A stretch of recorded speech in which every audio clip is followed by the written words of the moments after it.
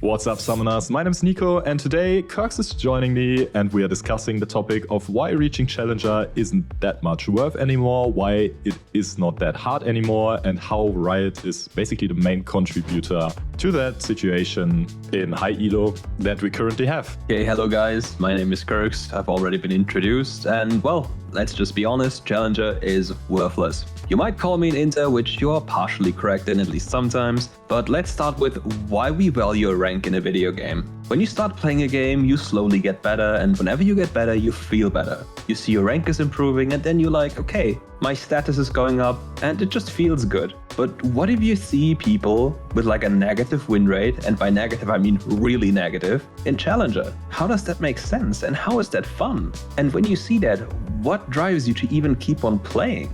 And those issues have been around for longer than you can think, and just peaked now, with the other issues being the main problem for that.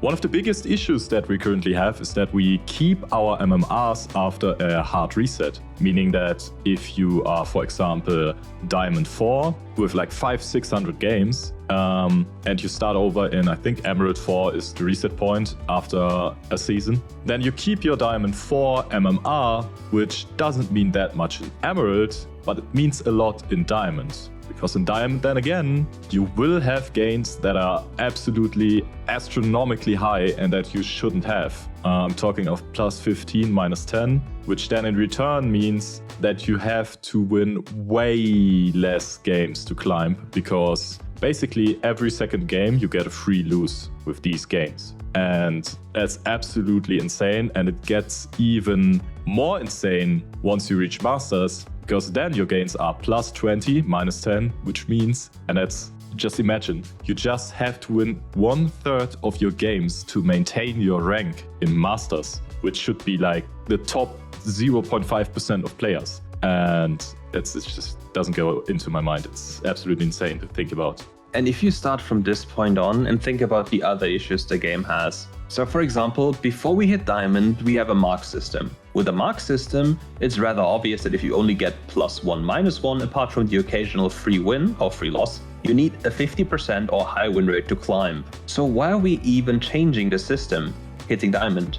Why are we introducing a system that allows us to climb even though we lose more than we win? It doesn't make sense. But if you look at it from a business point of view, it could make sense. Because the more people are higher elo, the happier they are, and if people are happy, they're more likely to spend money. Obviously, this is just an assumption, but it's quite problematic if you look that currently in Masters are like top 2.8% of the people. That is insane.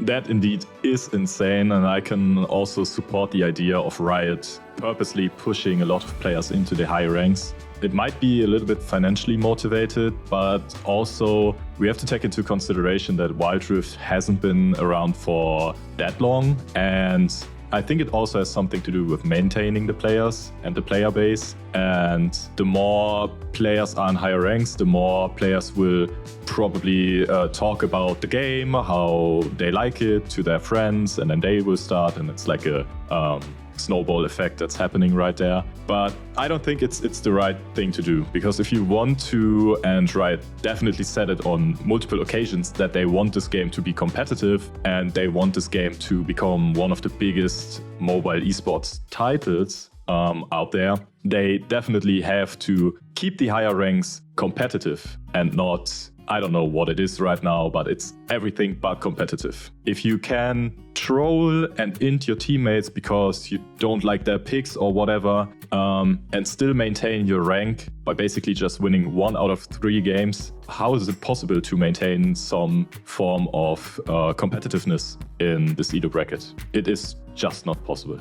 And just to put it into a frame of reference, on League of Legends PC, for example, Diamond 4 on US is 1.7%. And if you look at the number we have currently in Master, it's almost double that number. And as all of you know, the skill difference between Diamond 4 and Master is quite big. And if you look at the higher ranks, it gets even more insane because, well, you get matched with those higher ranks. And if worse players are in those games, worse players are able to climb, because they're facing people that are way under their skill level and can just farm them on repeat. Which is also something, a specific strategy, a lot of of people, and maybe even one or the other content creator used to go with in order to climb to Challenger. And by that I'm talking about staying intentionally in Master to play with the lower Elo people. And then they get put into games that are significantly lower than the Elo they are playing in, normally speaking, and they can maintain those gains up until Challenger if they play for an entire day after the reset day. Which is quite weird, right? You might say they are a Challenger player, but they surely are not, because they're barely climbing with abusing that system, which is really unfair to the competitiveness of the game overall. And this doesn't only enable you to play with players down to like Diamond 4, this also gives you the really broken Masters gains, which are most of the times plus 20, minus 10.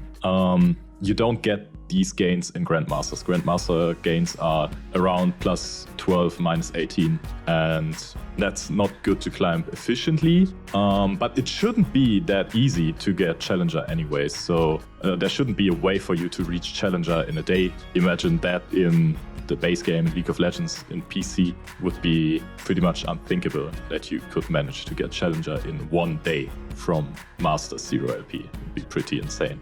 Yeah, you should have to have some form of skill and higher win rate than everyone else to reach the top 200 on the server and not be pushed into it by a broken system that you can abuse. However, there's one thing we need to talk about. Before this season, there was real big problems with queue times. For example, even now, my old main account, Perks, is still stuck in queue. If I want to duel with a friend, I'm in there for 20 minutes and cannot find the game, because the account's MMR is pretty high. And this also happens for other people. They can't play on their accounts because they're simply stuck in queue. They just can't find games. And with that in mind, they needed to use the trick we just talked about to even find games. So even if they didn't want to do this, they had to if they wanted to play. Or they had to really lose their games to lower their MMR artificially to then find games on their own, which is just stupid if you ask me. This actually also happened for me. My account was, before the reset last season, rank, I think, 25 in Europe. And I've tried to find a game on stream yesterday on this account because I waited a little bit to play on it. I just couldn't. It was impossible. I had to queue on my phone simultaneously on another account to be even able to find some game. And I'm a little bit worried that I'm not able to find enough games to get it up to a high rank before the season ends. Because if I have to wait 40 minutes or longer for a game, how am I supposed to play? I just can't. I would have to search for some Emerald mates or Smurfs or whatever, and that's not really what I want to. I want to play alone. But yeah, it is what it is.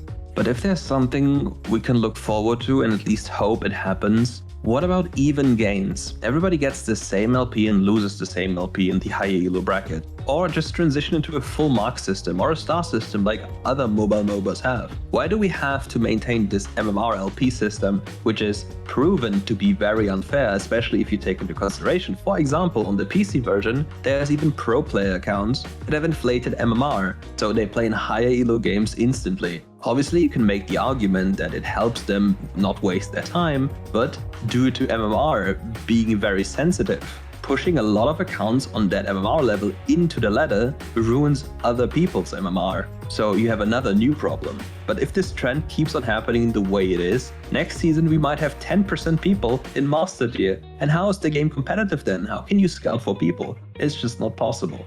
And another question is, how is being high Elo fun then? It's just not rewarding anymore, and that's what this whole video is about. You're grinding and grinding and grinding just to see that 1 out of every 10 people, in the extreme case, is Masters or above. It's just nothing special anymore. I remember back in the day, League PC, reaching Challenger was like the top of the top. If you just knew someone who has reached Challenger or who is a Challenger, it was like a god basically. And it was very rewarding reaching that, and I think it should be the same for Wild Rift. If you reach a top rank, you should be viewed as one of the best players and not as somebody who just could abuse a system that's broken and not really meant to be there.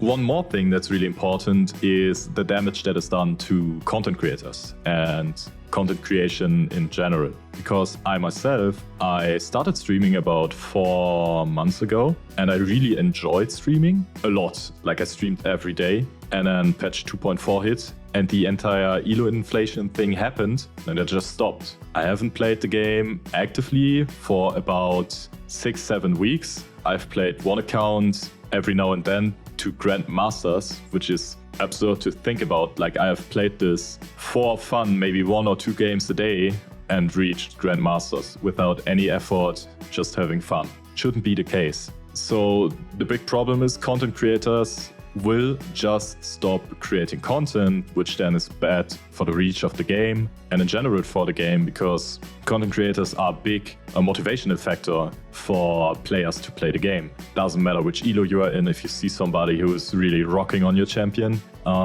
you might get the urge to play it too. Happened to me, I don't know, a lot, and I think you guys can also relate.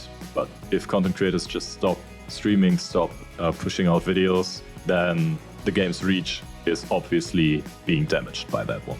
And not only that, if you view them and view their streams and what they're doing and how they perceive the ladder, you see it's hurting them. It's not enjoyable for them to play. I've seen a lot of them just stop streaming after 2 hours when they usually streamed like 5+ or even 6. Because they just couldn't deal with it anymore. It was too mind-numbing, too frustrating, and it just didn't feel like anybody cared. And if you keep that in mind, that the damage to a brand is done by this, it surely isn't something you really want to develop into that direction. And if it's really something that was a marketing move, put more people into higher elo, it is something that needs to be carefully considered if it's really worth the risk of hurting your game in the long run.